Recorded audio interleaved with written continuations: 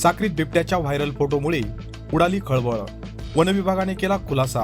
Sakri police ठाण्यासमोर शुक्रवारी पहाटे बिबट्या दिसल्याचा फोटो सोशल मीडियावर प्रचंड व्हायरल झाला आहे। या मार्गावरून प्रवास करणाऱ्या प्रवाशांसह शालेय विद्यार्थ्यांनी खबरदारी घ्यावी असे संदेश या निमित्ताने व्हायरल होत आहे। तर बिबट्या दिसल्याच्या व्हायरल फोटोमुळे तालुक्यात मोठी खळबळ उडाली होती। कहर म्हणजे सुरुवातीला बिबट्याचा फोटो, त्यानंतर सिंहाचा फोटो व त्यानंतर चक्क हत्ती असल्याचा फोटो सोशल मीडियावर प्रचंड व्हायरल होत आहे। हे फोटो नेमके कोणी व्हायरल केले आहेत याबाबत अद्यापही अधिकृत माहिती समोर आलेली नाही।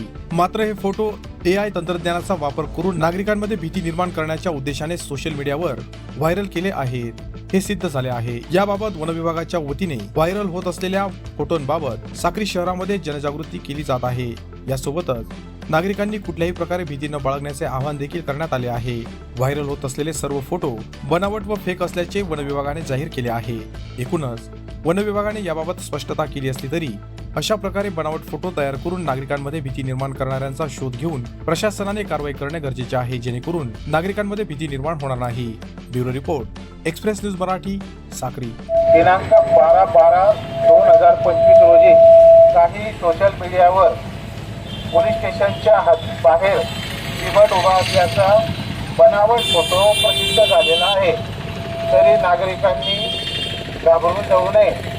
हा फोटो AI माध्यमातून बनवण्यात आलेला आहे।